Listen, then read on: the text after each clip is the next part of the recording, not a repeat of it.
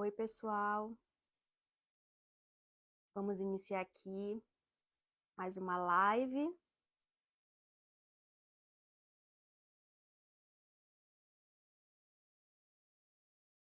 Com o Dr. Luigi. Vamos falar sobre rinite. Espero que todos gostem e participem aqui com a gente. Oi, doutor, tudo bem? E aí, doutora? Tudo ótimo? É um prazer ter você aqui para a gente conversar sobre um tema muito importante e também um problema muito comum entre as pessoas, que é a famosa rinite, né? E aí é nada Exatamente. melhor do que conversar com alguém profissional, especialista nessa área, como você, e a gente trocar informações, ajudar as pessoas também, né, a tirar suas dúvidas. E eu queria que você se apresentasse um pouquinho aqui para o pessoal, já que é a primeira vez que a gente tem a live juntos, né? Beleza. Bem, boa noite aí, pessoal. Eu me chamo Luiz de Silva, tá? Eu sou médico, professor e também sou especialista em otorrinolaringologia, tá? Eu atuo aqui em São Paulo. Eu me formei na graduação na UEPA, na Universidade do Estado do Pará, e fui otorrino através da Universidade Federal do Pará, no Hospital Betina Ferro de Souza. E agora estou aqui em São Paulo exercendo docência e assistência. Se mudou para São Paulo, largou Belém do Pará, né? Larguei o calor, mas o açaí faz falta. É. Pois é, doutor. A rinite é muito comum a gente encontrar aqui.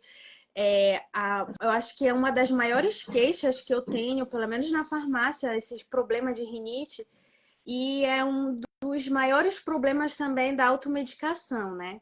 E aí é Sim, muito difícil a gente conseguir combater um pouco essa automedicação. Mas aqui essa live tem o objetivo da gente orientar um pouquinho as pessoas e alertar, né, os perigos, tomarem os devidos cuidados.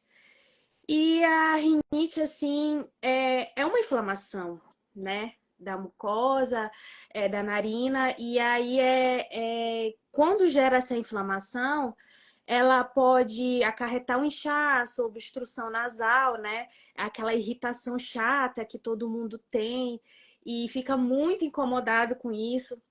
E aí corre geralmente para a farmácia e muitas vezes não vão nem para o médico, só vão para o médico em último caso, tipo, quando estão, acho que, morrendo, não tem mais outro jeito, e vão pedir para o médico socorro e tá nas últimas, né, doutor?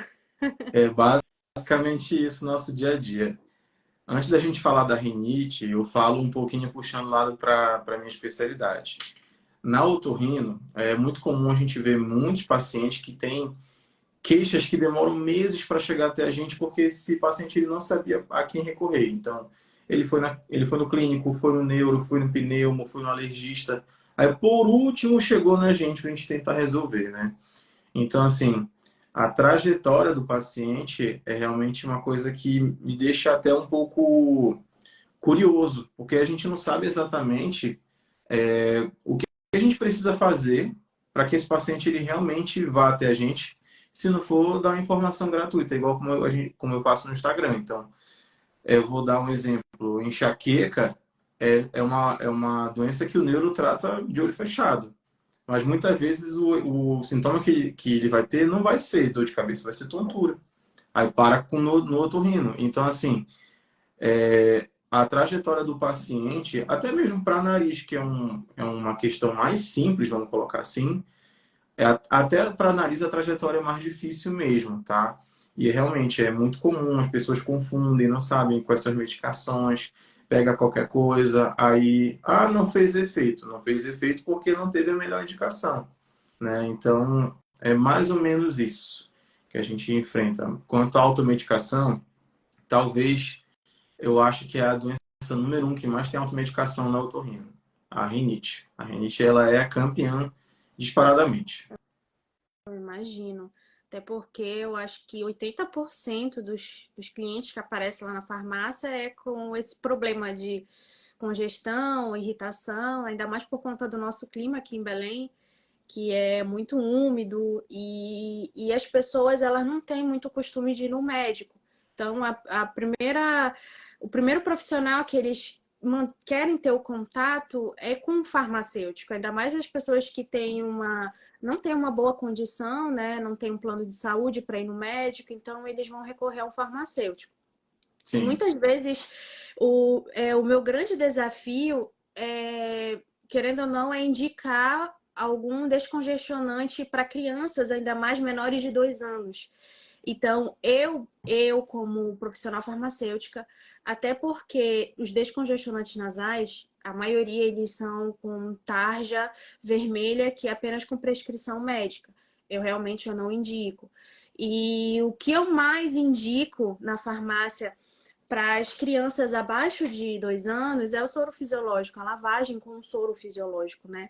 Até Uhum. porque a gente não pode indicar por conta desse motivo que eu lhe falei. E também porque eles querem muitas vezes associar o expectorante, né? Que é muito perigoso também para crianças abaixo de 2 anos, que elas não sabem escarrar, e querem associar com os descongestionantes, sem orientação do médico. Eu falo assim, olha, todo medicamento tem suas contraindicações, né? Mas isso vai depender muito do médico, de como ele vai avaliar os riscos e o benefício. Então não tem como a gente substituir o médico, porque a gente não dá o diagnóstico. Quem pode dar o diagnóstico é o médico, entendeu? Então, isso daí a gente enfrenta muito na farmácia esse problema, né? Porque muitas vezes não querem o médico, querem resolver aquele problema imediatamente, né? Sim. É, em se tratando de descongestionante, eu vou fazer ainda um acréscimo. Não sei se você já ouviu falar nisso, Úrsula, mas assim, eu peguei alguns casos de alguns pacientes que eram crianças, fizeram descongestionante nasal porque eles conseguiram, né? Tipo assim, o vizinho tem, me dá aqui. Aí fizeram descongestionante e a criança começou a ter sonolência. Aí assim, não é normal, as pessoas não sabem o que é sonolência. Sonolência não é tipo, tô aqui cansado, me joguei no sofá, bocejo e durmo. Não. Numa condição anormal, uma criança, por exemplo, que ela é naturalmente enérgica, a criança vai começar a se apresentar como se ela tivesse dopada. Então, assim, existe um altíssimo risco de uma complicação por conta de um descongestionante. Por quê? Porque o descongestionante, as pessoas não vão entender isso, mas ele é um vasoconstritor. Ou seja, ele pega um vaso grosso, por exemplo, e ele deixa fino. Quando ele deixa esse vaso fino, e esse vaso tendo penetração na região de nariz e podendo drenar para a cabeça, ele aperta os vasos que vão para o cérebro. Então, por conta disso, é possível causar uma sonolência transitória por conta de uma hipóxia cerebral, por conta de você diminuir a quantidade de sangue com oxigênio que chega no cérebro. Então, isso é um caso gravíssimo. Então, a gente já teve caso, por exemplo, eu já tive paciente de cirurgia de adenoide que a gente fez cirurgia e tudo mais e sangrou um pouco. Aí, uma das formas que a gente tem é pingar oximetazolina no nariz e fazer um tampão da boca até atrás do nariz. Aí nisso, o paciente, depois da cirurgia, ficou sequinho, não sangrou nada. E no fim da cirurgia, ele não acordava. Não acordava, não acordava, não acordava, não acordava. Aí, assim, geralmente o processo de acordar o paciente demora de 15 a meia hora, né? 15 minutos a meia hora. Esse paciente passou uma hora dormindo a mais, entubado uma hora a mais. Então, assim, é um risco que a gente tem com descongestionante. Esse é um problema que a gente tem e ele não tem como regular melhor isso aí se as pessoas não forem bem informadas. Isso é verdade. Você falando disso, tem a substância oximetazolina, que é o famoso Aturgil, né? As pessoas, quando a gente fala assim, esse medicamento ele tem o maior tempo de ação no organismo, então, maior tempo de ação então é melhor. Não, a gente precisa entender que, estou citando o Aturgil especificamente, quando ele tem um tempo de ação maior, a gente precisa também ficar preocupados, porque, por exemplo, o Aturgil, ele é muito lipossolúvel, ou seja, ele não vai agir apenas na região da narina, né, doutor? Ele vai também agir de forma sistêmica e ele pode também causar os seus devidos efeitos colaterais. Um desses efeitos colaterais vai ser a hipotensão, que foi o que o doutor também falou, que eu me lembrei. Ele pode também causar uma hipotensão grave, pode causar sonolência. Então, a gente pensa que todo descongestionante nasal vai ter as mesmas contraindicações, não vai ter. Então, cada congestionante nasal, ele vai ter suas contraindicações, vai ter seus devidos efeitos colaterais. E tem o famoso, a nafasolina, que é o Nelsoro, o Narix. Ele também eu acredito assim, acredito não, tenho certeza que ele é o recorde do uso dele, né, para rinite, para tudo que é problema de nariz, tá com congestão, tá com rinite, tá com sinusite, tudo eles utilizam, né? E aí a gente precisa entender que as pessoas, elas sempre falam, né, doutor, que vai utilizar até os farmacêuticos, que eu já ouvi, que né, o soro vai também causar taquicardia. O Nelsoro, ele não vai causar taquicardia. O Nelsoro, ele vai causar uma isquemia no coração. E aí a gente precisa entender um pouquinho do mecanismo de ação dos medicamentos, que as pessoas elas precisam tomar cuidado de quem é hipertenso e quem não é hipertenso. Então, os dois correm os riscos, né, doutor, utilizando esses tipos de medicamento. Tem a pseudofrina também. Então, a gente vai falar um pouquinho de cada um deles, do que o doutor também ele costuma prescrever de acordo com cada caso clínico. Então, a gente precisa tirar um pouquinho. Eu não gosto muito, assim, particularmente, profissionalmente, eu não gosto muito de indicar descongestionantes nasais, porque pela experiência que eu tenho, as pessoas não vão utilizar apenas por 5 dias. O senhor, você como profissional também, você sabe, tu vai prescrever, olha, apenas por 5 dias. A pessoa não vai. É tradição já do brasileiro de pegar uma receita e vai de novo na farmácia, eu quero esse mesmo medicamento porque eu melhorei. Então, esse vício que as pessoas têm de se automedicar, de achar que conhece o organismo, né, é um grande problema. E o Nelsoro é como você mesmo falou também, né? Com o tubinho que você mostrou, que seria o vaso normal do nosso nariz, vamos supor que é assim. Aí, conforme você vai utilizando, né, o soro, utilizando várias vezes ao dia, com bastante tempo, né? E aí, o que acontece com os nossos vasos? Ele acaba ficando mais dilatado. E fisiologicamente, com o tempo, ele não volta mais a ser como era antes. Ele continua dilatado. Então, é isso que acontece quando a pessoa tem o vício no soro. E aí ela tem a necessidade de utilizar mais, e acaba vendo que utiliza. Já peguei paciente, doutor, que utiliza uns 5 ou 6 frasquinhos de Nelsoro. Então, imagina o caso, né? É Já pior é que cigarro. pior, é verdade, pior que É um cigarro. frasco Tu já por deve dia, é ter pior que pego muitos cigarro. pacientes assim, né, doutor? É, exatamente. Assim, uma das coisas que a gente precisa salientar é separar, fazer as pessoas entenderem o que é nariz e o que é doença de nariz, tá? O nosso nariz, ele é um órgão dinâmico. O que significa? Ele o tempo todo está mexendo.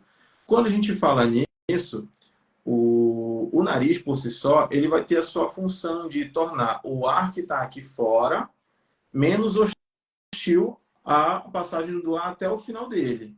Aí quando ele chega no pulmão, tem que ser o ar mais puro possível.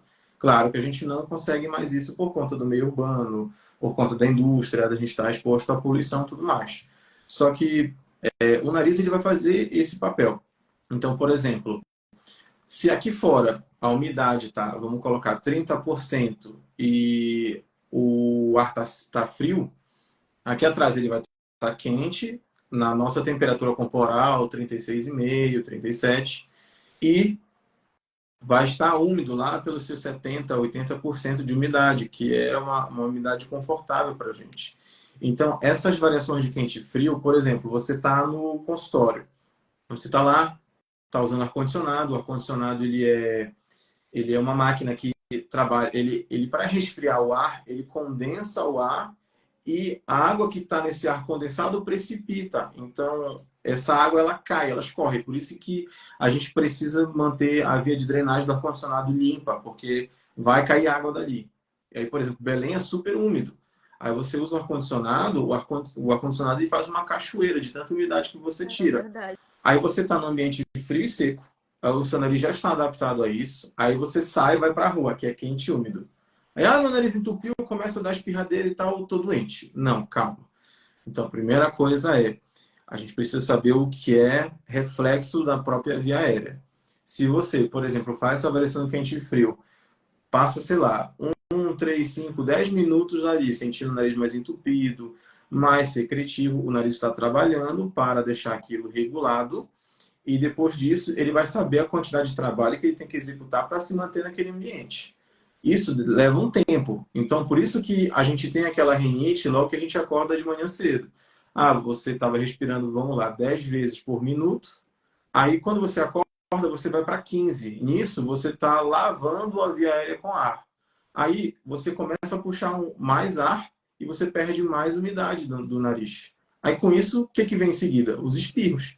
Dá aquela coceira, dá uma espirrada, umas 5, 6 espirradas ali pela manhã. Aí, quando a pessoa já está no carro, no ônibus e tudo mais, parou. Aí, por conta disso, vendo essa situação, isso é uma adaptação do nariz, basicamente. Então, a pessoa precisa entender que isso não vai ser doença. Agora, está incomodando, a gente vai intervir com remédio, porque existem pessoas que vão ficar muito mais tempo de nariz entupido. Essas pessoas a gente precisa intervir, tá? Essas pessoas a gente precisa olhar para elas com mais calma. Aí, isso é um nariz funcionando normal. Agora, o que é um nariz patológico? Basicamente, a gente tem 4 sintomas que envolvem todas as rinites, tá? Então, assim, quando a gente estuda a rinite a gente vai ter a principal crônica que a gente vai ter vai ser alérgica. A principal aguda vai ser o resfriado. Então, assim, o resto vai ser por exposição, pela gravidez do atleta, do idoso. Aí cada uma vai ser um tipo de rinite. Aí, assim, a gente vai ter, por exemplo, dessas rinites, todos os 4 sintomas comuns que a gente vai ter. O entupimento nasal, a obstrução do nariz, a coceira, a gente chama isso de prurido, os espirros, tá? E a secreção clarinha, a coriza. Então, esses 4 sintomas é o que define uma rinite. Aí depende do quadro. Olha, a pessoa está com esses sintomas nasais e deu uma febre. Pode ser uma febre leve, pode ser um resfriado, deu uma febre maior, deu dor de garganta, deu tosse, é uma gripe. A pessoa teve isso só de entrar em contato, por exemplo, com um lugar onde limparam uma superfície com álcool. Isso é uma rinite irritativa. Então, cada um desses é um tipo. Aí, por exemplo, a rinite crônica mais comum vai ser a rinite alérgica mesmo, que é uma alergia, que é um tipo de inflamação. A segunda vai ser a rinite ocupacional. Então, por exemplo, aquele pedreiro que tem acessos de espirro, entupimento nasal, quando entra em contato com cimento, por exemplo. Você não vai ter tanto alergia a cimento, você vai ter uma reação irritativa do cimento dentro do nariz. A mesma coisa quem usa, por exemplo, cândida. Quem usa água sanitária. Então, a água sanitária é um irritativo. Eu, por exemplo, não tenho alergia, mas se eu for ali num banheiro que acabaram de limpar com cândida, é batata. Daqui a pouco já vai começar a entupir, a secreção espirrar. Então, isso é normal. Isso é normal. O problema é, por exemplo, aquele servente que trabalha com cândida todos os dias, o pedreiro que mexe massa todos os dias, o pintor que lixa a parede todos os dias. Aí a gente vai ter um problema que deveria ser transitório, que deveria ser esporádico, e fica comum, vira um problema do dia a dia. Então, aí a gente tem que entender. E isso é uma doença para a gente olhar. Tá? Então, a primeira coisa que a gente vai pensar é nisso. A gente vai ter que categorizar qual tipo de rinite. Aí, categorizando a rinite, a gente vai ver exatamente onde é que a gente tem que intervir. Isso daí é tudo com uma consulta médica, né? Não adianta você mesmo se diagnosticar, porque as pessoas se autodiagnosticam, eu tô com alergia, eu tô gripada. Como você mesmo falou, as pessoas não sabem essa diferença e foi muito importante o que você falou, a diferença de gripe, de resfriado, de uma rinite. Então, esses pontos são muito importantes para as pessoas entenderem. Porque já aconteceu das pessoas virem lá na farmácia, doutor, e chegar assim, olha, eu tô muito gripada. Aí eu falei, mas como? Gripo toda Quais são os sintomas? semana. E aí, e às vezes chega assim, não, porque eu acabei de espirrar. Aí eu falei assim, como assim você acabou de espirrar? Então, assim, as pessoas elas confundem. E aí, e querem, como eu sempre falo, até nos meus programas, é um consumismo com relação aos medicamentos também, né? E eu sempre falo também que eu sou muito adepta e sou muito fã a exercício físico. Eu sou suspeita para falar também porque eu sofro muito de rinite, muito, desde quando eu me entendo por gente. E todo dia de manhã eu acordo com um entupimento ou com uma coriza, eu já sei, aí eu faço minha lavagem, tudo. Só que quando eu vou melhorar 100% é com exercício físico, eu sempre faço de manhã. Por que de manhã? Porque de manhã chego, já libera noradrenalina, adrenalina, e o nosso corpo é um vasoconstritor. Não é verdade? O nosso corpo mesmo, ele vai fazer a ação do que o medicamento vai fazer. Então, o nosso corpo é capaz disso. Então, as pessoas precisam entender que o exercício físico é fundamental também para o tratamento da rinite e da sinusite. Então, a gente precisa também se adaptar um pouquinho, né? E se ajudar e não depender apenas de medicamento. Eu trabalho em Exato. farmácia e sempre falo, gente, eu trabalho em farmácia, mas eu não trabalho com empurroterapia, eu não empurro medicamento, não empurro. Eu trabalhava numa empresa que queria, porque queria vender, claro, né? Porque a farmácia precisa ganhar. Mas eu Uhum. não eu vendia o que era necessário. Então, não adianta a gente empurrar medicamento quando não é necessário. Às vezes o pessoal pergunta assim, mas doutora, você é farmacêutica, você não vai. Não tem necessidade, às vezes, de indicar um medicamento que você mesmo pode estar se cuidando, né? Dependendo muito de cada caso. Então, tem as características também muito comuns, né, doutor, da pessoa se deitar e os sintomas piorarem durante a noite, né? E uma das perguntas aqui que fizeram para mim foi isso. Por que entope tanto o nariz à noite? E aí, esse é uma dos questionamentos mais comuns das pessoas. E eu recomendo também, às vezes, muitas vezes as pessoas utilizarem, quando o médico passa um descongestionante nasal, utilizar à noite antes de dormir, né? Porque é um período que a pessoa mais sofre com esse problema. Tá. Quem estiver vendo a gente, pega papel e caneta aí, tá? Mas, assim, existe algumas respostas que envolvem o nosso interno e o nosso externo, tá? O que que envolve o nosso externo? Bora começar aqui lá de fora. Quando anoitece, a gente está fazendo uma transição entre o quente para o frio. Então, a primeira coisa que acontece aí.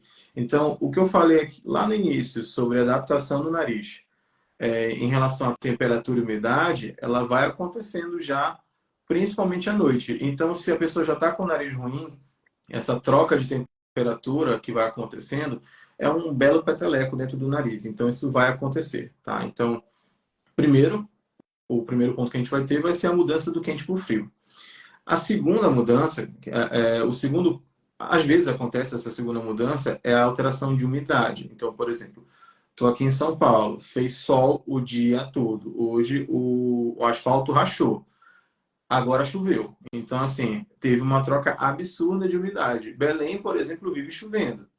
Então, só que a umidade de Belém, ela vive acima de 60%. Então, não é para ter tanta essa variação. Mas do quente e frio vai acontecer. E pelas pessoas, por exemplo, usarem mais ar-condicionado e tudo mais, vai ter mais essa troca também. Tá? Agora, eu vou acrescentar um ponto que fala até sobre a tua parte de exercício físico.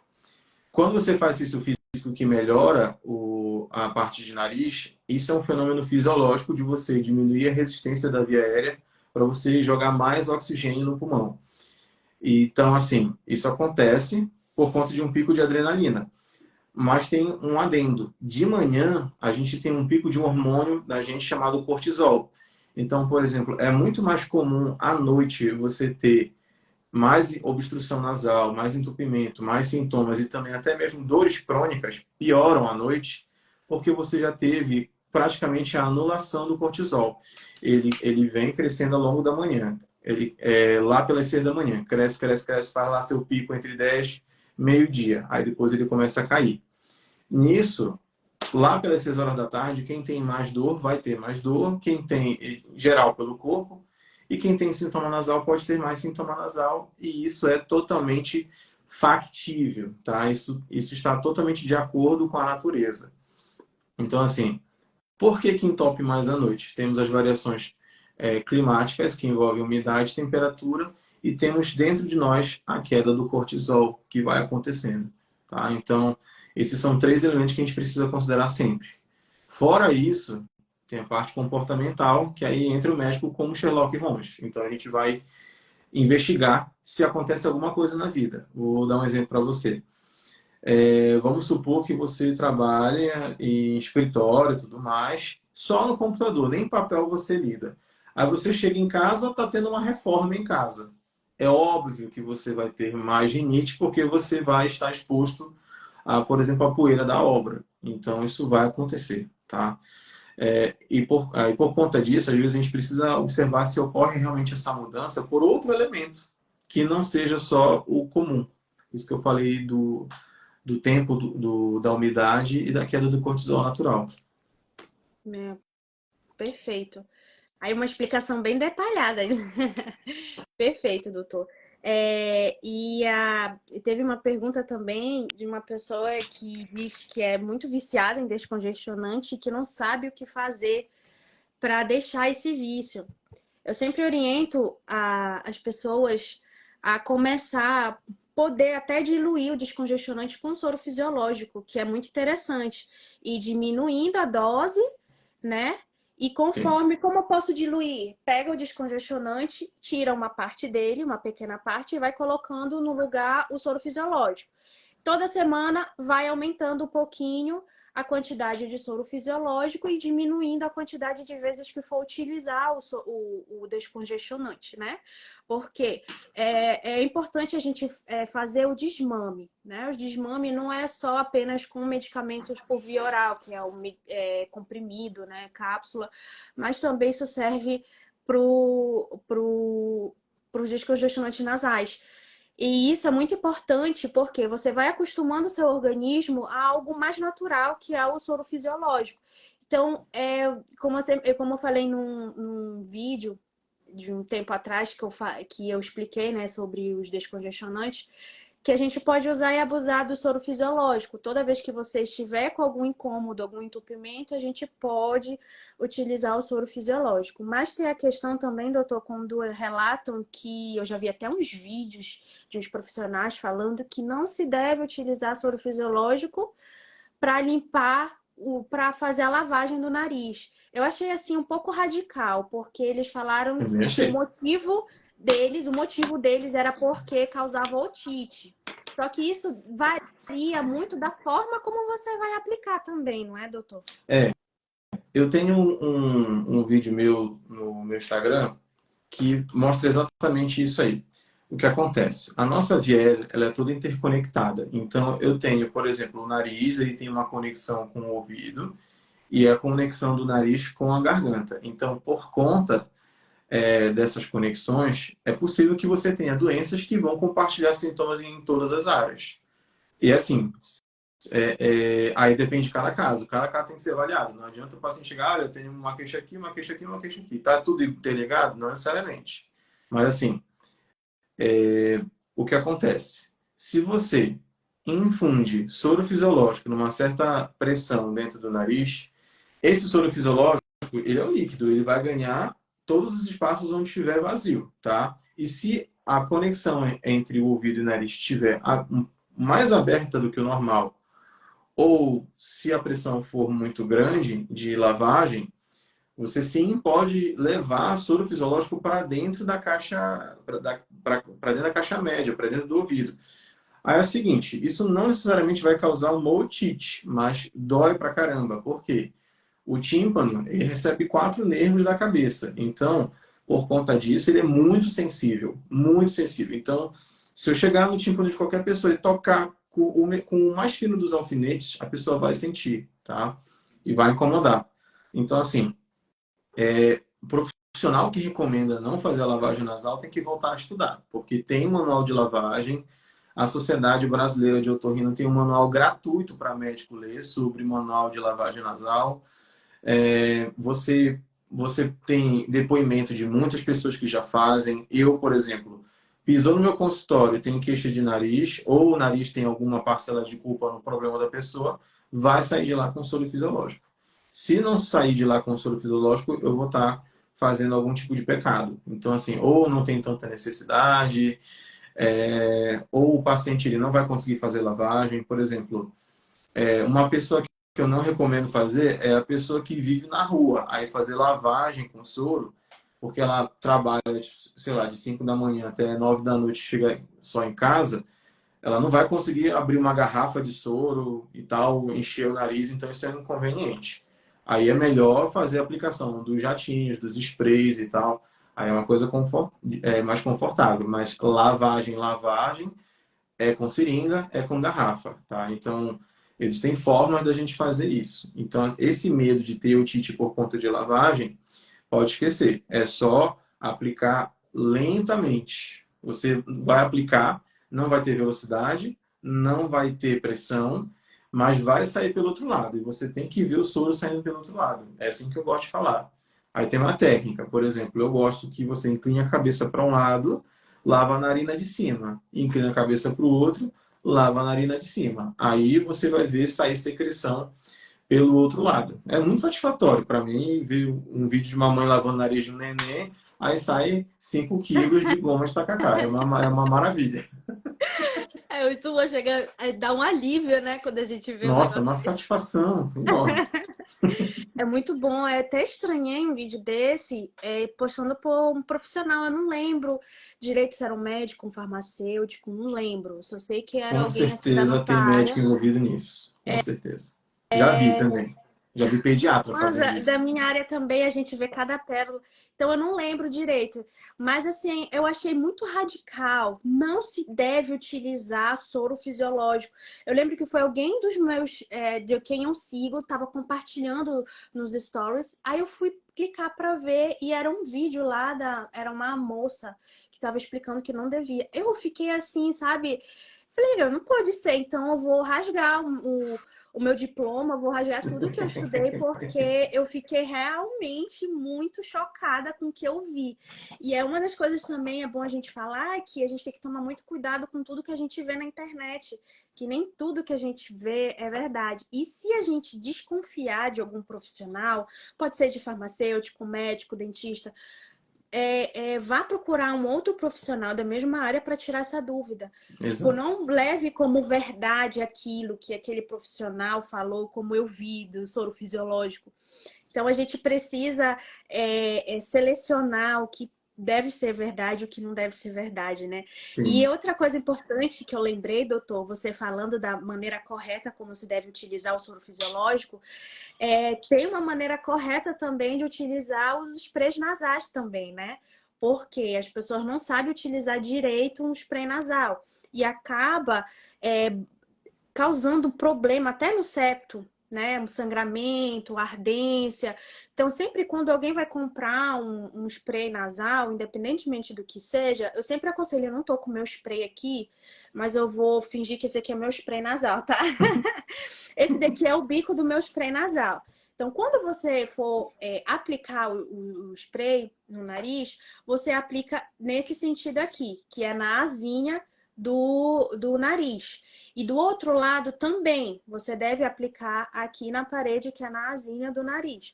Então, tem gente que gosta de aplicar com a mão, desse lado da mão para aplicar assim, e do outro lado da mão também para aplicar assim. Vai da forma como você achar melhor. Mas Sim. a forma correta de se aplicar é desse jeito, até para não agredir, né, a narina, e para ter a melhor absorção também, para ajudar nessa parte, e que às vezes a pessoa ela espirra e acaba, como é que diz, puxando para trás o medicamento e acaba sentindo que o medicamento vai descendo também na garganta. Ela sente o gosto também do medicamento. Isso também é muito errado, né, doutor? Sim. Quanto à lavagem, tanto para lavagem quanto para aplicação de remédio, o nosso nariz ele é um prisma de triângulo, ou seja, a entrada dele é assim e a saída dele é assim. E no meio tem uma parede, tá? Essa parede do meio é o septo. Então, quando você aplica qualquer coisa em direção ao septo, essa direção para o meio, você pode estar estimulando aquela mucosa, aquele revestimento de pele dentro do nariz, que é fina. Aí, por conta de um pequeno trauma que você pode ocasionar, esse pequeno trauma ele pode expor as camadas de um vasinho. Então, assim, a gente tem vasos sanguíneos no corpo inteiro. Só na área da frente do nariz a gente recebe 5 artérias. Então, assim, se eu triscar numa artéria, vai sangrar assim em É jato, assim, pá, pá, rápido, pá. né? Então, é muito rápido e para controlar é um saco. Então, assim, realmente precisa fazer uma aplicagem na melhor forma, né? Essa é a melhor forma. É sempre em direção à parede lateral. Eu gosto de falar. Você coloca no nariz a ponto para a bochecha, você coloca no nariz a ponto para a bochecha. Ou realmente dessa forma que você falou com a mão esquerda, lado direito, com a mão direita, lado esquerdo. Então não tem erro. Aí a pessoa ela vai ter o resultado que ela espera. E também tem tipos de spray, né? Então, por exemplo, tem o spray em jato, que é um jato normal, tem o jato que ele é mais pressurizado. Esses aí a gente gosta para pós-operatório, porque em pós-operatório de nariz fica muita casquinha, igual o ralado do joelho. Então, é quase que uma lavagem de alta pressão, né? Faz uma limpeza que a gente gosta que realmente tenha. Fora isso, a gente vai ter o spray com xilitol, né, que é um açúcar que ajuda com a atividade antibacteriana. É bem legal naquelas sinusites que são bem chatas, assim, com muita secreção. Nos pacientes que também tem muita casquinha, que é infectada. Às vezes a casquinha não é de cirurgia, é de doença. Então, por exemplo, eu já tive paciente com leishmaniose no nariz. Então, ele foi picado pelo inseto, esse inseto inoculou leishmania e começou a destruir o nariz da pessoa por dentro. Aí faz muita casca. Aí, com isso, é bom a gente fazer lavagem nasal com antimicrobiano. Aí o xilitol é um açúcar. Então, ele tem disponível no mercado, dá para fazer em casa. E também tem o soro de baixa pressão, que é um soro que a gente passa para criancinha, para neném e tal. Aí leva o nome de kids, de baby e tal, e não tem conflito de interesse. É. Mas basicamente tem. Então a opção a gente tem, tá? Bora falar um pouquinho sobre essa parte de rinite, tá? Porque fizeram para mim umas 3 perguntas aqui e o que a gente precisa entender. Quando a gente da área da saúde, a gente estuda patologia, tem os tipos de inflamação, né? Então, inflamações agudas, por exemplo, por uma gripe. A gente vai ter um tipo de recrutamento, um tipo de resposta das nossas células sanguíneas. Então, se é vírus, se é bactéria, é um jeito que responde. Então, tem muitas nuances aí. Mas, por exemplo, a gente tem respostas agudas e respostas crônicas. Das crônicas, a alergia ela é uma doença crônica, ou seja, você pode manifestar uma crise alérgica, mas você já estava tendo essa alergia antes. O seu corpo já estava com esse problema antes. As alergias geralmente são problemas que se manifestam por conta de genética e, por exemplo, pais genéticos geram, pais, perdão, com rinite alérgica geram uma chance de 80% da criança ter rinite alérgica. Aí qual é o problema? É aquela rinite alérgica associada com asma. É a rinite alérgica que tem muita coceira no olho, aí surge o ceratocone, que é uma doença de córnea. Então, a gente tem muitos outros problemas associados em relação à rinite. Mas em se tratando de rinite alérgica, ela é uma resposta alérgica a alguma coisa que está aqui na natureza. Então, geralmente é algo que está presente bastante no nosso dia a dia. A poeira, a parte de ácaro, né, que são insetos microscópicos que habitam nossas sobrancelhas, o cabelo, o travesseiro, a cama, além disso, a gente pode ter alergia a componentes da barata, do inseto, a pelos e a proteínas de pele de animal, então de gato, de cavalo, de cachorro, e também a plantas. A plantas a gente tem alergia, por exemplo, ao pólen. Então, por exemplo, essa pessoa que tem alergia ao pólen não pode trabalhar sendo jardineira, pelo amor de Deus. Isso aí é um suicídio culposo, sem intenção de morrer, tá? Mas assim, a gente precisa deixar isso bem alinhado, tá? Então, a rinite alérgica ela é decorrente dessas exposições. Enquanto você se expor, vai ter rinite alérgica, a não ser que o seu corpo faça para você uma bênção de cortar a sua doença, porque normalmente ela começa ali na infância e vai até o idoso, mas normalmente de idoso para frente, então a pessoa que tem mais de 65 anos para frente é difícil ela ter mais alergia, mas é muito mais comum na idade mais jovem. Então, as alergias elas acontecem nessa parte. A rinite alérgica é uma manifestação alérgica. Além dos 4 sintomas de nariz, a gente pode ter outros sintomas, como coceira no olho, coceira no ouvido, coceira na garganta, lacrimejamento. Então, nos 2 olhos, tá? Tem que ser dos 2 olhos. Aí, isso vai se manifestar no grupo da rinite alérgica. A gente chega perto desse diagnóstico e depois disso a gente vai começar a tratar. Aí, o número 1 é lavar o nariz e se afastar de tudo que causa alergia. Aí a gente senta, dá palestrinha sobre cuidados que você tem que ter em casa. Sua cama não pode ficar do lado da cama. As pessoas têm que criar o hábito de fazer a limpeza da parede, que é uma coisa que a gente não limpa. Se a gente passar a mão na parede, vai ver que vai sair alguma coisa. Ar-condicionado. Então, as pessoas não têm essa mania de limpar o ar-condicionado. isso. Ventilador. O ventilador, por exemplo, o ideal é você limpar uma vez por semana. Então, não pode fazer nenhuma camada de poeira para quem tem alergia. Aí entra com problema. Tem ventilador de teto. Além disso, a gente precisa ter toda essa parte de cama da forma melhor possível antialérgica. Então, por exemplo, tem ciclo da máquina que é para alérgicos, que ele faz mais lavagem. Então, ele tira mais sabão e realmente passa mais água nas roupas.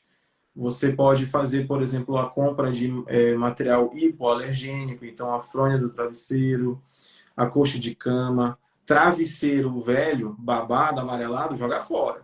Isso aí não presta. Tem muito ácaro, muita poeira. Então, isso precisa ser regularizado. Regularizando essas coisas, a pessoa vai ter uma vida melhor. É para ela ter uma vida melhor.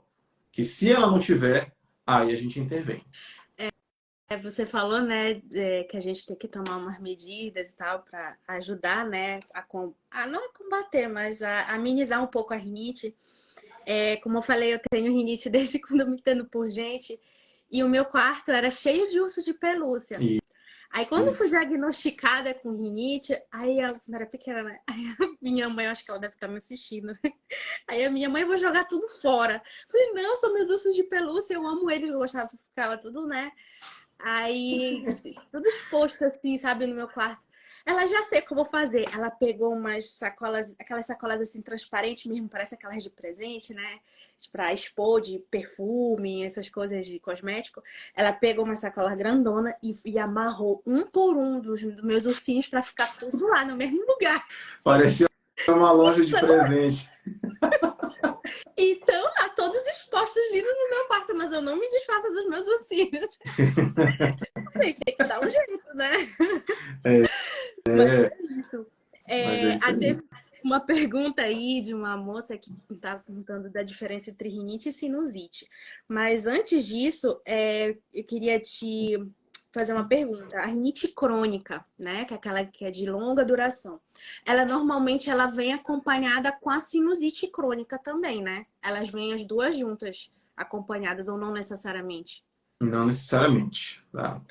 O que acontece? A rinite, ela é esse grupo de 4 sintomas. Então, você tem que ter a secreção clarinha, igual água, o nariz entupido, os espirros e a coceira. Não necessariamente você precisa ter os 4, mas precisa ter pelo menos 2 desses aí. Aí, assim, isso é rinite, como a gente conhece. A sinusite, ela é uma outra vertente. O que que acontece? Eu falei para vocês que a gente tem aqui o nariz. Então, aqui vai ser a parede do meio, as paredes laterais. Dentro das paredes laterais, a gente tem os seios da face. Então, assim, os seios da face são pequenas cavernas de ar que ficam dentro da nossa cabeça. Aí, essas cavernas de ar, elas podem inflamar. Quando elas inflamam, é uma sinusite. Para a gente dizer que tem uma sinusite, aí depende. Então, por exemplo, uma sinusite aguda, menos do que 3 semanas de sinusite, a gente vai ter o paciente que ele pode ter, que ele vai ter que ter, pelo menos esses 2 sintomas. O nariz entupido, aí já começa a confundir, mas tem que ter a secreção amarelada, esverdeada, o catarro que a gente conhece. Normalmente, isso é indicativo de infecção. Se menos de 3 semanas, vai ser uma rinocinusite aguda.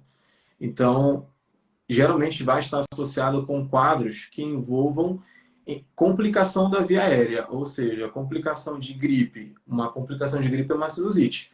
Ah, doutor, eu fui para a praia, não sei o que, cheguei no apartamento à noite, aí o meu nariz começou a ficar ruim e tal, melhorou, mas depois começou a não parar de sair secreção pelo nariz. O nariz não desentupiu. Isso pode ser uma sinusite. Aí eu vou pensar mais nessa parte. Aí isso é uma sinusite aguda. A crônica, o que vai acontecer? A rinocinusite crônica, ela vai ter 2 grupos de manifestação. Mas dentro dessas 2 manifestações, precisa ter o nariz entupido e a secreção amarelada. Aí você vai ter a rinocinusite crônica com pólipo nasal e sem pólipo nasal. O pólipo nasal, ele é uma lesão de inflamação do revestimento interno do nariz, da mucosa. Então, o paciente ele pode ter essas 2 manifestações. Aí a gente já vai ter uma doença crônica inflamatória por conta da drenagem ruim de ar do nariz. O que acontece? Essas câmaras que a gente tem, por exemplo, essa drenagem que acontece, ela acontece por um espaço que ele é muito pequeno. Esse espaço muito pequeno, se ele fechar por conta disso aqui estar inflamado, por exemplo, num quadro gripal, o ar que está aqui dentro ele vai ser consumido e você vai começar a produzir uma secreção que ela é rica em proteína. Aí, por conta disso, as bactérias que já estão nas nossas paredes, que elas estão ali só para existirem dentro do nosso nariz, elas começam a se alimentar daquilo, elas proliferam, aí vai encher de secreção. Então, a rinocinusite ela vai acontecer principalmente por uma obstrução da passagem de ar dos seios da face. Aí, um elemento que entra bastante para confundir é a dor de cabeça. Então, muitos pacientes eles têm dor de cabeça e sintoma nasal. Não necessariamente isso é uma sinusite. Pode ser, por exemplo, uma doença que a gente chama de cefaleia rinogênica. Ele vai ter uma dor de cabeça de origem nasal, porque as estruturas de dentro do nariz estão se tocando. Aí, quando uma fica tocando na outra, faz um ponto de pressão. Então, a gente precisa dar um pulo no otorrino, fazer um remedinho dentro do consultório, ver se essa dor de cabeça some na hora. Se sumir na hora, cefaleia rinogênica. Se não sumir, a gente tem que pensar ou na enxaqueca ou na sinusite crônica. Porque é muito mais comum as pessoas terem mais enxaqueca do que sinusite crônica.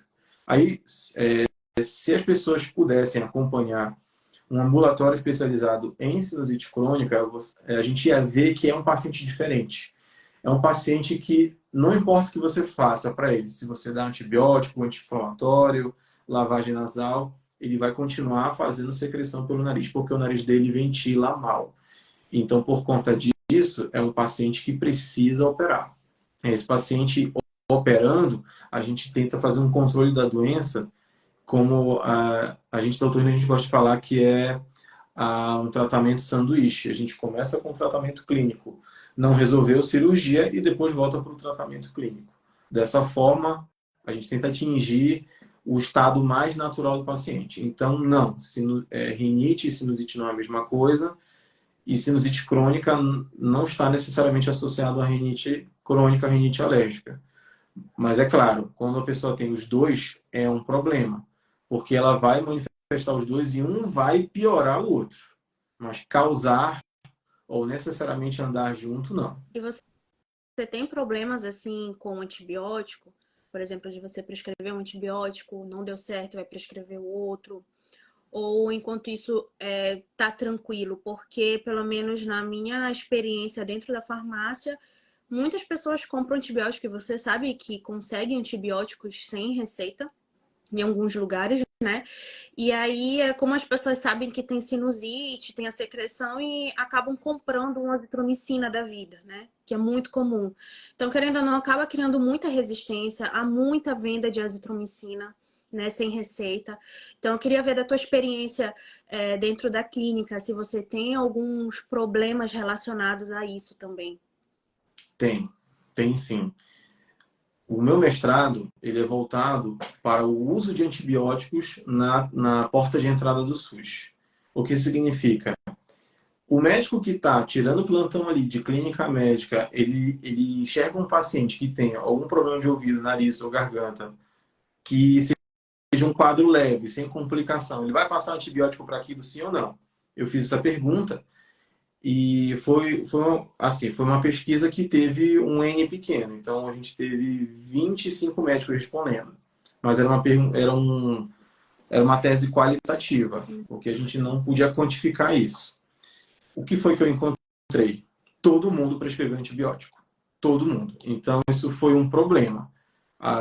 Já existe, há muitos anos já, não uma diretriz, mas como se fosse um documento alarmante da Organização Mundial de Saúde sobre resistência de antibióticos. Então, existe um mapeamento sobre os bichos que estão espalhados no mundo. Por exemplo, onde é que eu tenho a Klebsiella resistente à carbapenemase, uma bactéria mega resistente que dá em UTI.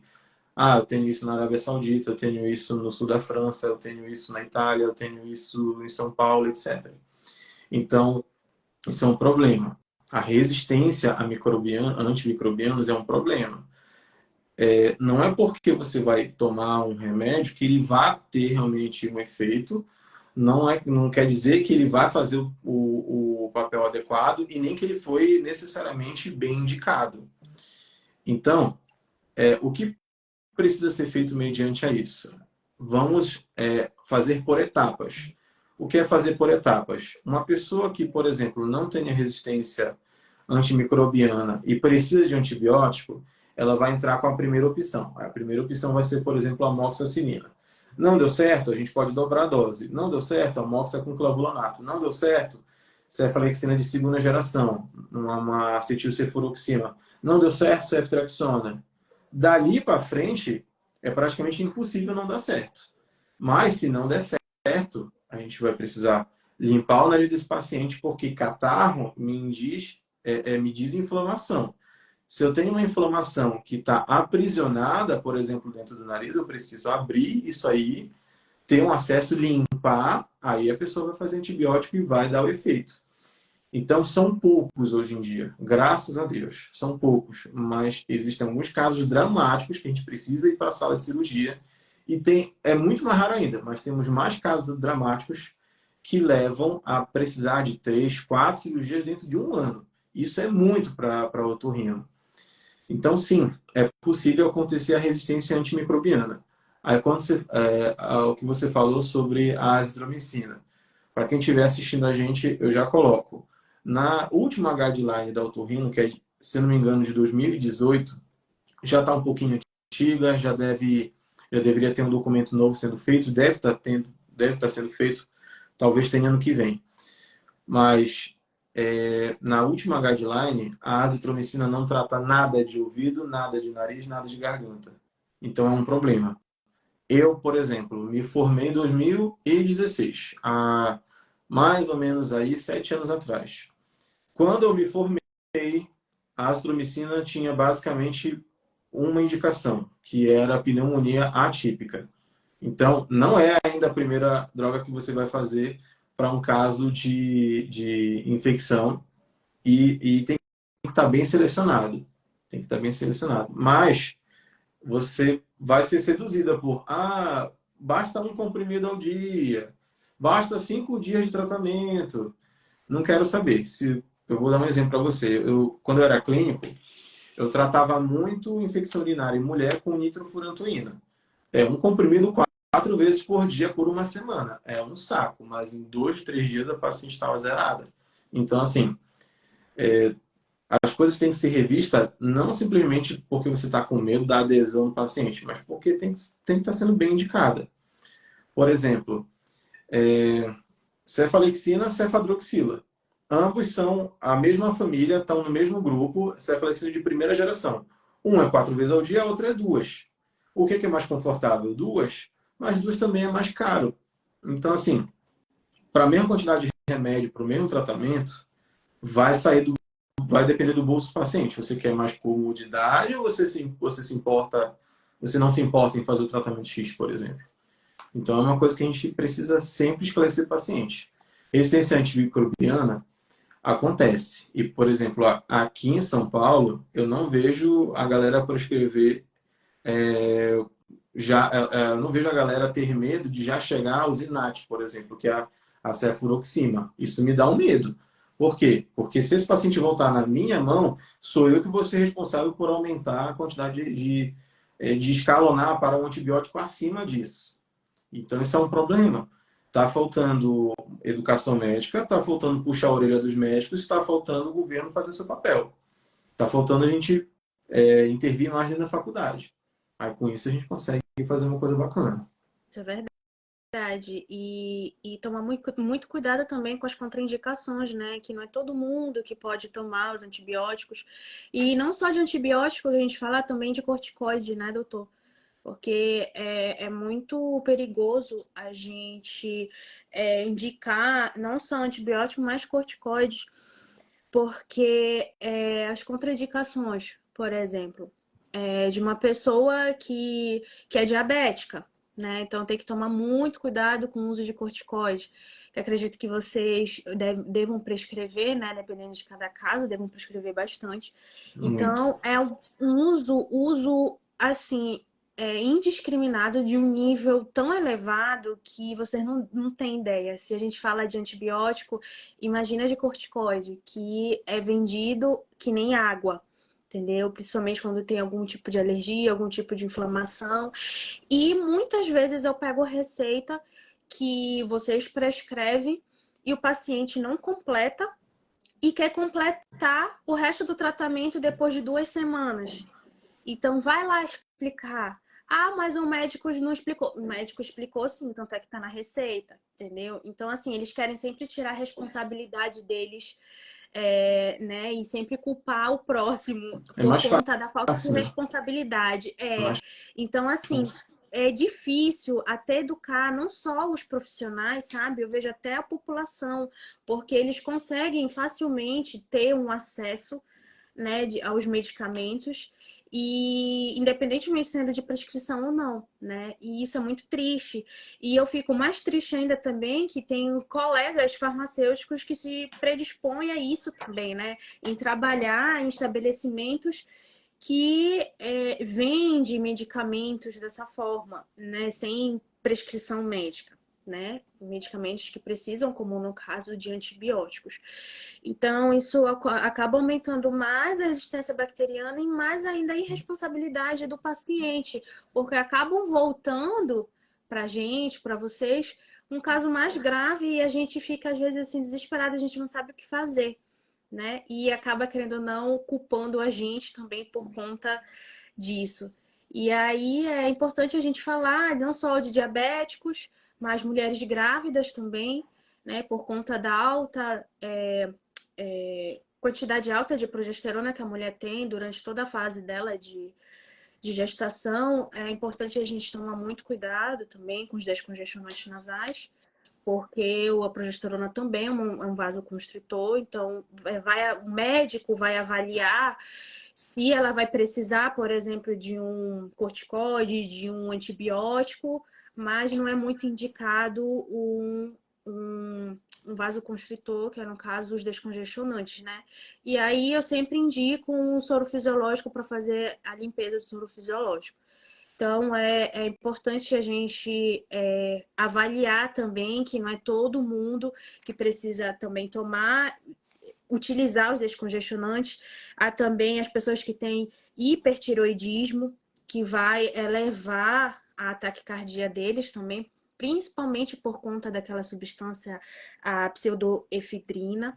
Aliás, doutor, não teve uma notícia que saiu agora recentemente de uma das substâncias aí que é utilizado como Cimegrip, Resfenol, Decongex da vida, todos os descongestionantes nasais por via oral, que tem uma substância lá no meio que foi comprovada que ela como se fosse um placebo, né? Então, a utilização dela por via oral, tá, gente? A gente tá falando aqui por via oral, não é por via nasal, não é gotinhas, é aqueles comprimidos mesmo, tá? Os Que quando antigripais, né? isso, os que são utilizados por via oral, aqueles comprimidos, eles fizeram uma pesquisa que como se eles fossem um placebo, ou seja, é uma quantidade tão mínima que chega no nariz que ela não faz quase nenhum tipo de efeito, né? Então a gente precisa tomar muito cuidado com isso. Não é todo medicamento que tem que ser tomado. Por exemplo, o Naldecon, ela tem uma dosagem alta dessa substância, né? Então, comparado ao Cimegrip, a gente precisa olhar também as dosagens lá dos medicamentos, que às vezes eles pensam que os antigripais têm as mesmas substâncias, tem as mesmas substâncias, mas não tem as mesmas quantidades de cada uma. Então, a gente precisa tomar muito cuidado, por quê? Porque às vezes, como por exemplo, o Naldecon ele tem uma substância muito grande, né, de fenilefrina. Ai, meu pai. Fenilefedrina, né? Fenilefrina, é. Ela tem uma quantidade muito alta, que é de 20 miligramas, comparado ao Cimegrip. O Cimegrip tem apenas 4 miligramas de Olha fenilefrina. aí. Então, E também tem uma quantidade alta de paracetamol, né? 800 miligramas de paracetamol. A gente começa a dar 500 para paracetamol, quem tem dor e febre. isso, É muita coisa. paracetamol. A outra coisa também que vocês devem prescrever muito, né, doutor? O Exalerg D, o Alegra D, o Tilenol Sinus, né? O pseudoefedrina também é alto no Alegra D e o Exalerg D também, que é 120 miligramas, que a dosagem máxima no adulto é de 240 miligramas, né? Só para ressaltar aqui. Então, vocês precisam ter uma avaliação do médico, ter uma orientação do farmacêutico para vocês saberem qual a quantidade certa que vocês precisam tomar. Que não adianta só um resfriado ou uma coriza vai tomar qualquer tipo de medicamento, né, doutor? Exatamente. Aqui eu vou entrar no tópico do tratamento das rinites, tá? Quando a gente fala das rinites agudas, realmente esses remédios que são esses antigripais, eles ajudam muito, porque geralmente as rinites agudas são gripais, são gripes, são resfriados e dura uma semana pelo menos. Mas isso não quer dizer que você tem que passar uma semana sofrendo. Ah, eu vou deitar o nariz top. Aí pronto, já era. Então, assim, não precisa sofrer por conta disso. Aí temos os sintomáticos para isso. Então, os remédios que são voltados para tratar sintoma. Ah, mas o médico fala que é virose, me passa qualquer coisa. Sim, é virose, ele vai te passar qualquer coisa, porque é melhor alguma coisa que vai melhorar algum sintoma do que passar um antiviral sem indicação nenhuma. Aí você faz resistência a vírus também, que é uma coisa que a gente não tem tanta resistência assim. Então, por exemplo, eu tava ouvindo um podcast um dia desses e o pediatra me falou o seguinte: olha, tem situação que a gente não pode negar a sopinha da vovó. Não pode. É melhor da sopinha da vovó, que tem proteína, tem água, tem carboidrato, vitamina, do que fazer toda essa suplementação, mais tomar isso, mais tomar aquilo. Então, assim, a gente tem que partir do básico, tá? Então, para rinites agudas, esses tratamentos de curta duração, 5, 7 dias, tá ótimo. Então, vai ajudar bastante o paciente. Tratamentos crônicos. Passou de um mês o problema, a gente precisa investigar. Então, assim, bora pensar no top um, que é a rinite alérgica. A alergia, toda alergia, tanto rinite quanto asma, ela tem degraus. Então, no primeiro degrau, o que a gente faz? Aliás, antes da gente subir na escada, orientações, lavagem nasal. Então, isso aí é para todo mundo. Aí, o primeiro degrau que a gente vai fazer vai ser o corticoide nasal. Vai ser uma medicação anti-inflamatória, mas anti-inflamatória que ele age de forma diferente, como, por exemplo, uma dipirona, paracetamol, ibuprofeno. E essa medicação, ela age no núcleo da célula, da parte mais interna dela. Então, por conta disso, ele vai ter uma ação muito mais profunda. Se a gente parar para estudar, a gente vai ver o seguinte, que a gente se sensibiliza ao alérgico, ao alergeno, né, aquilo que causa alergia, e depois que a gente se sensibiliza, as respostas são muito rápidas. Aí, por exemplo, eu tenho rinite a mofo. Vou, abro o guarda-roupa, achei uma roupa ali que eu quero, vi aquele cheiro característico de mofo. Aí começa a coceira, começa a espirrar, não sei o quê. Então, assim, tem que fazer o cuidado ambiental disso. A gente tem que tratar. A gente tá vendo a causa que está associado a isso. E essa resposta, que foi rápida, que foi menos de um minuto, o corpo já está programado para isso, porque o corpo identifica aquilo como nocivo. Então, a resposta alérgica, ela é uma resposta IgE mediada. Ela é uma resposta que ela é de um dos componentes inflamatórios do nosso corpo. Então, precisamos batalhar em cima dele. Aí, quem é que produz ele? Uma célula. Essa célula que produz, a gente vai diminuir o efeito dela. A gente vai diminuir o poder que ela está exercendo sobre a superfície do nariz. Então, o corticoide, ele é a primeira linha de opção que a gente vai ter, o corticoide nasal. Ele é a primeira linha. Então, ele vai ter uma quantidade muito pequena de corticoide, que vai agir basicamente na região do nariz. E sim, por mais que seja uma medicação segura, ele vai ter as contraindicações, como a doutora Úrsula falou aí. Então, um dos medos que o otorrino tem é de descompensar o glaucoma dos pacientes. Então, a gente sabe que o corticoide causa 4 problemas de olho. Dentre esses 4 problemas, o principal que faz a pessoa perder a visão de forma aguda é o glaucoma. Então, o glaucoma é o aumento da pressão de fluido dentro do olho. Se a gente fizer um tratamento nasal ao paciente, ele piorar a visão dele, aí é um problema. Então, a gente não pode passar corticoide nasal para quem tem glaucoma, seja ele de ângulo aberto, fechado, tanto faz, porque isso pode descompensar o glaucoma. Além disso, temos as complicações do uso, principalmente dos corticoides que podem rodar pelo corpo. Então, a pressão alta, diabetes, o colesterol, osteoporose, alterações de pele, atrofia e tudo mais. Então, sim, existem vários problemas mediante a prescrição. Então, a gente faz o tratamento por um tempo curto, relativamente curto. Então, 1, 2, 3 meses. Então, para a alergia ela efetivar bastante o seu tratamento, precisamos fazer com que seja lá mais ou menos em torno de 60 dias de tratamento. Porque a alergia ela demora tudo isso de tempo para se consolidar. Então, vamos ter que batalhar em cima dela ao longo desse tempo. Então, a melhora é da noite para o dia? Não. O nariz vai desentupir da noite para o dia? Não. Mas vai melhorar muito. Aí, esse é o primeiro degrau, junto com a lavagem nasal. Aí, o segundo degrau para frente vai ser a associação do spray nasal com mais outras coisas. Então, por exemplo, eu vi aqui, colocaram nos comentários, uma criança de 9 anos com muito espirro. Aí você vai dar antialérgico. O antialérgico, ele vai inibir apenas uma das vias de resposta finais que a alergia tem. Então, o antialérgico, para quadros leves, muito intermitentes, aquele quadro que é um espirro uma vez aqui, outra vez ali, no dia que estiver incomodando, o antialérgico ele vai fazer efeito. Agora, se for um problema crônico, que a pessoa esteja tendo lá os seus sintomas nasais 3, 4 vezes na semana, todas as semanas, ou pelo menos mais do que 4 semanas que a gente tem a cada 2, 3, 4 meses, está incomodando bastante, então tratamento com corticóide é o primeiro número 1, corticóide nasal. Antialérgicos não vai ter esse poder, porque o antialérgico, as pessoas não sabem, mas ele é um antihistamínico, então ele vai agir apenas na histamina. Ela é um dos produtos que as células inflamatórias jogam na alergia. É o principal?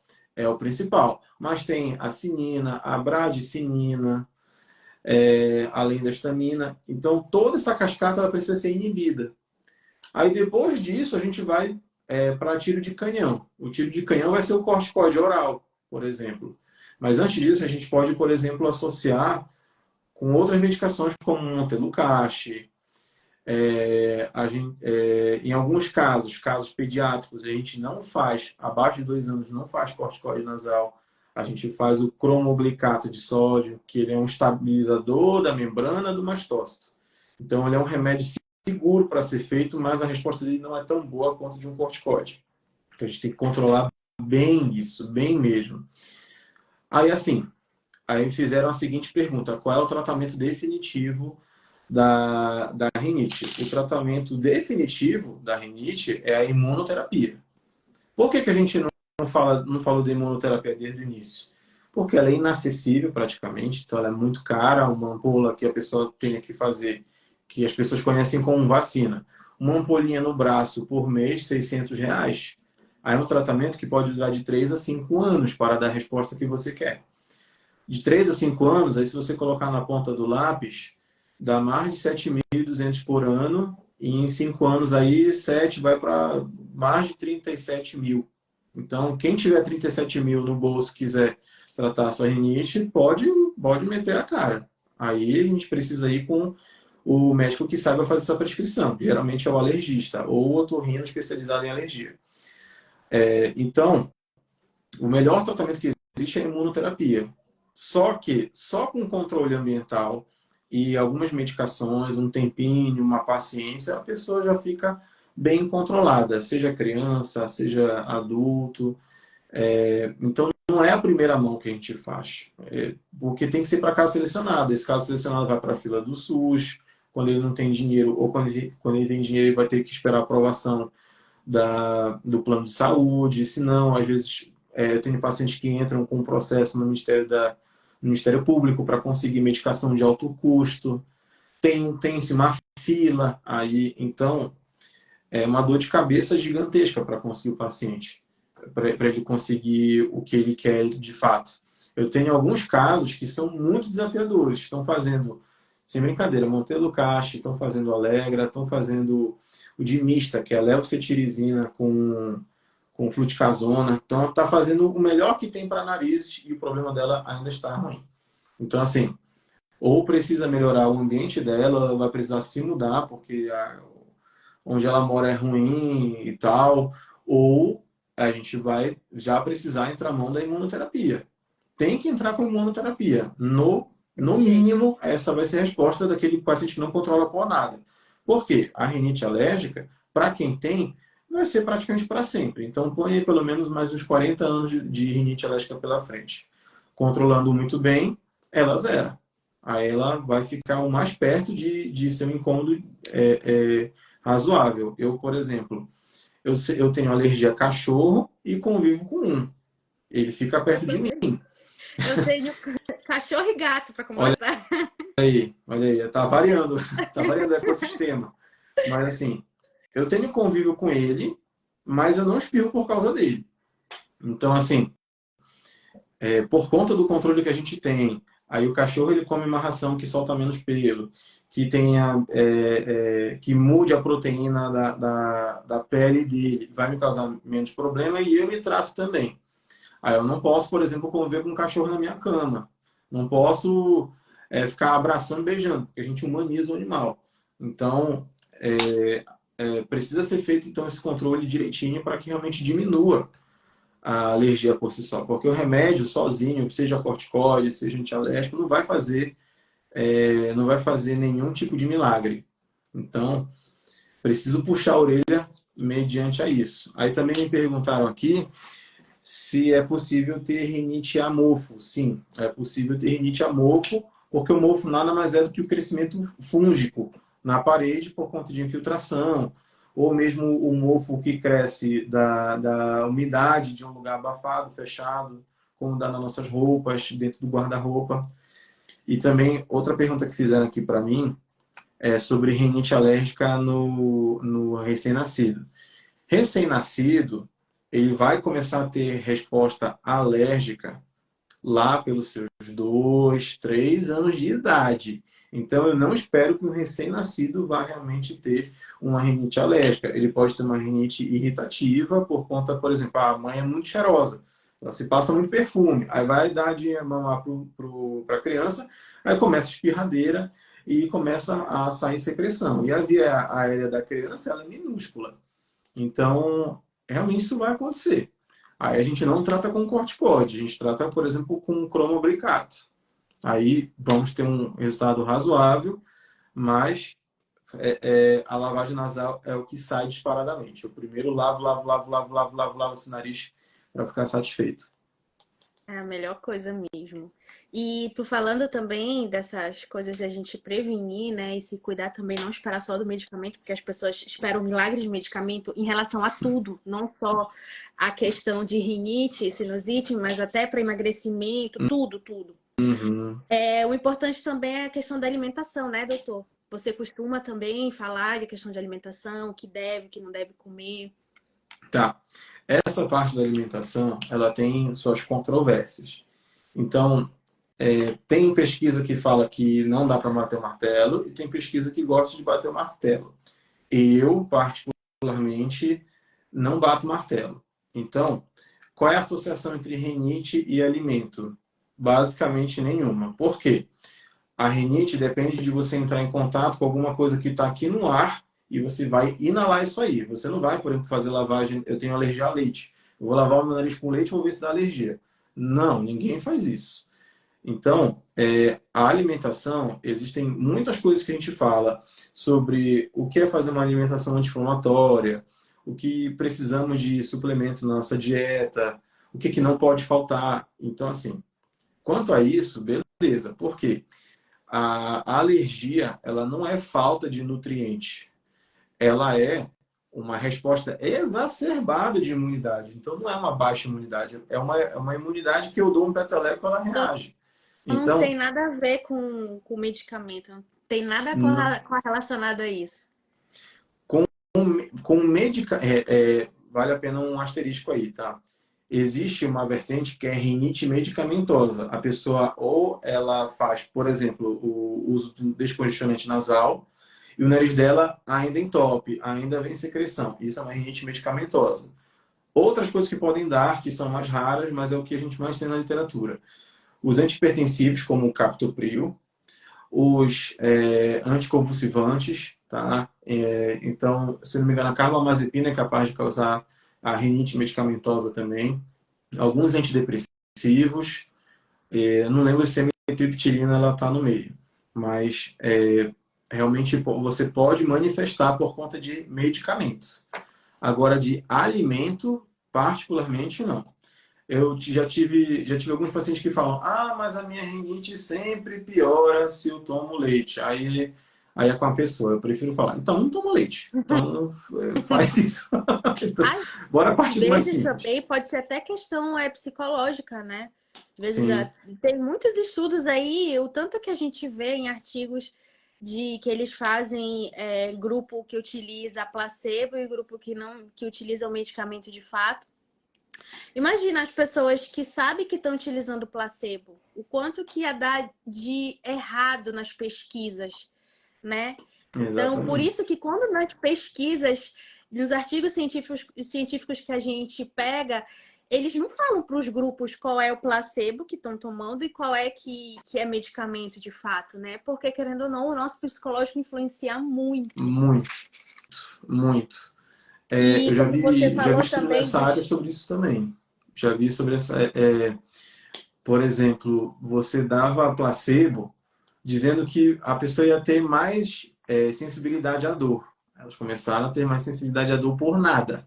Na mesma potência, por exemplo, de um estímulo. Vou dar um choquinho na minha mão de 0,5 watts. É só a mordida da formiga. Você deu o remédio para ela, meu Deus, aquilo ali, a mão tá caindo. Isso é verdade.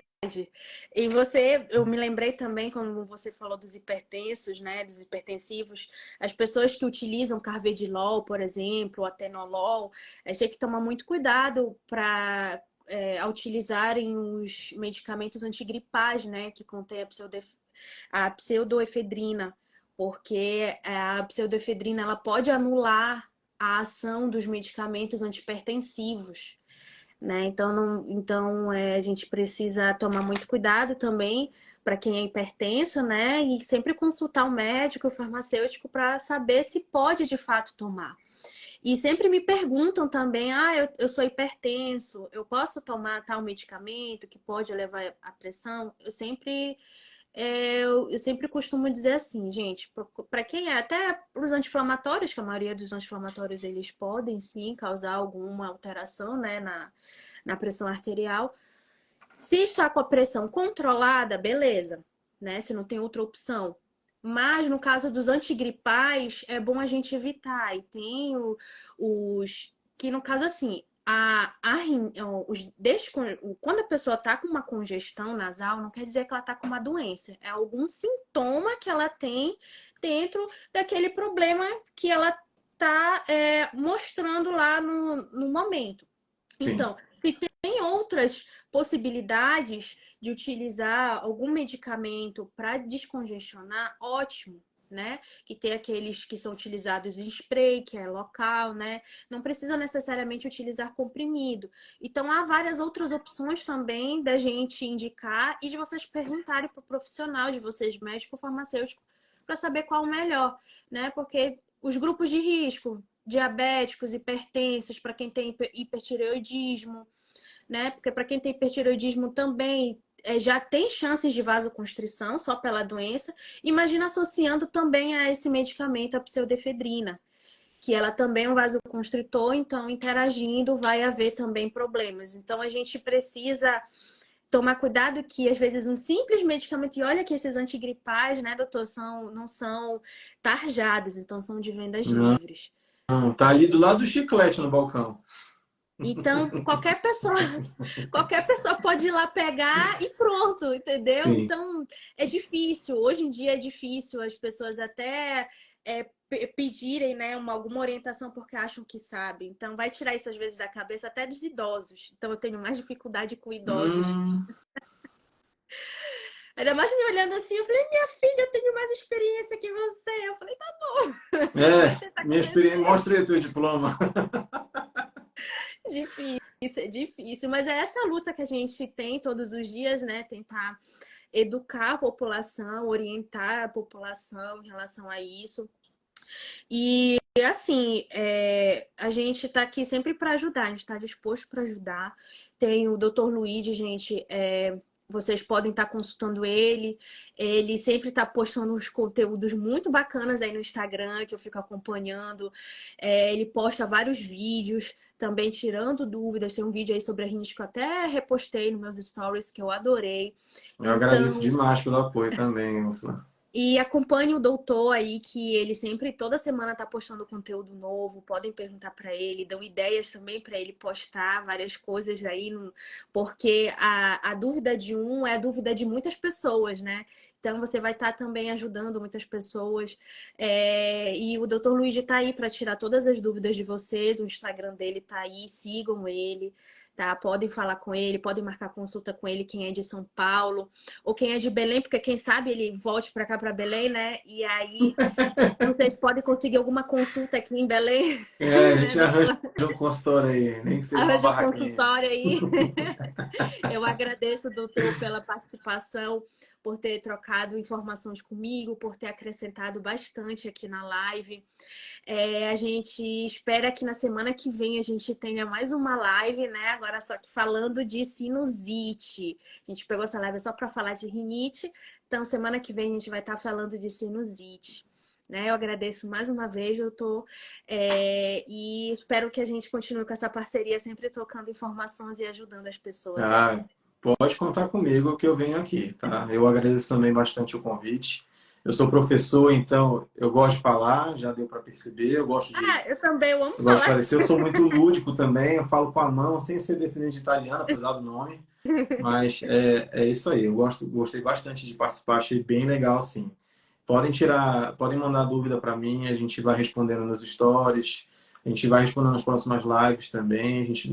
O otorrino é uma especialidade que hoje ela é quase que infinita. Então, tudo que é daqui do pescoço para cima, basicamente o otorrino ele olha. Então, alguns tipos de dor de cabeça, eu falo de sono, de tontura, é nariz, é voz, é boca, garganta, toda a parte cirúrgica dessa região, ouvido, audição. Então, é um catatal de coisa. E as pessoas se confundem muito, pelejam para ir na pessoa correta. Por exemplo, a gente falou aqui, Úrsula, o melhor tratamento de rinite, o melhor é a imunoterapia, mas a primeira opção é o corticoide. Eu vou na farmácia e compro corticoide. Não é qualquer um, não é qualquer dosagem, não é indicado para qualquer um. Então, nada tem existência de risco. Então, sim, sempre procure o seu médico, alguém de confiança, procure a orientação farmacêutica. Isso é muito importante, principalmente da interação dos remédios, né? Que assim, o médico ele estuda isso lá no segundo ano, lá atrás. A minha parte de farmacologia está lá em 2012. Então, tem muita coisa que eu não lembro, que a Úrsula está aí, a doutora Úrsula, afiadíssima. Então, podem tirar dúvida com a gente também, e fiquem à vontade. É isso mesmo. Só para responder a Mara, que ela perguntou não, ela fez uma colocação. Toda vez que tenho crise de sinusite, o médico sempre prescreve Prelone de 20 miligramas 2 vezes por dia por 5. Percebam só que os corticoides, os descongestionantes, a maioria dos médicos, a maioria não, todos praticamente, prescrevem no máximo 5 dias, né, doutor?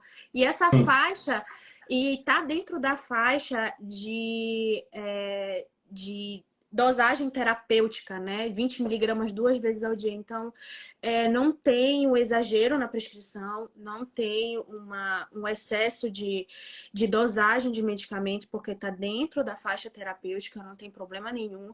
E dentro de 5 dias ainda, né? Então, tá super bem indicada, né? Bem medicada e bem acompanhada, que esse que é o importante. Pode ir várias vezes ao médico, se ele prescrever isso, antes ele prescrever a mesma coisa para você do que você mesmo se autoprescrever, né?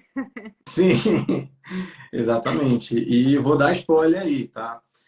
Esse tratamento, ele é, para mim, o melhor que tem nos quadros agudos, tanto de rinite, uma rinite aguda como uma sinusite aguda. Ele é o melhor porque ele vai aliviar todos os seus sintomas. Ele tem, por uma quantidade baixa de tempo, pouco efeito colateral ou praticamente nenhum, tá? Mas a gente tem que olhar os pacientes que têm diabetes, que têm pressão alta e tal. E descompensar triglicerídeo de 5 dias, você resolve cortando o pão do café da manhã. Mas a pressão alta não tem como, diabetes não tem como. É tratado de forma medicamentosa bem certinha, tá? Mas em 5 dias você já vai estar muito melhor. No sexto, no sétimo dia, você vai ter um sintoma tão leve que você já vai trabalhar tranquilo, sem problema nenhum. Então, basta 5 dias. Tem estudos que falam, olha, bora tentar 3 dias, mas ainda a galera ainda não se sente tão bem. Mas 5 dias é ótimo, não precisa ser uma semana. Isso é individualizado. Por exemplo, olha, eu, por exemplo, dose de ataque para algumas situações eu já faço 40 miligramas em 5 dias. Já faço 40 miligramas 7 dias. Aí eu vou acompanhando. O ideal, no mundo ideal, a gente sempre tem que olhar o paciente no retorno. Muitas vezes não voltam por N questões, isso não vem ao caso, mas o ideal sempre seria olhar esse paciente novamente, tá? Porque como é que eu faço em relação ao antibiótico? Eu sei que esse paciente tem uma chance relativa, vamos colocar 30, 40, 50% de chance de precisar de um antibiótico. Eu deixo se necessário, ou seja, não melhorou em 2 dias, vai para o antibiótico. Tá melhorando, melhorou um pouquinho, insiste um pouco aí no corticóide, lavagem nasal, sucesso. Tá vendo só, gente? É toda uma análise, é todo um estudo por trás disso. Não adianta se automedicar, não adianta achar que você entende do seu corpo, sabe como funcionam as coisas. Ninguém vai entender mais do que uma pessoa que é formada na área, né? Então, valorizem o médico, valorizem o farmacêutico, que vocês vão sair ganhando, né? Sim. Então, tá aí. Sempre vão se consultar com o médico e vão na farmácia também buscar orientações. E tá um combo perfeito. Muito obrigada mais uma vez. Eu que agradeço. Espero na semana que vem todo mundo aí de novo, né? E uma boa semana a todo mundo. E bom trabalho também. Boa semana aí para vocês. Fiquem com Deus. Até a próxima. Até a próxima.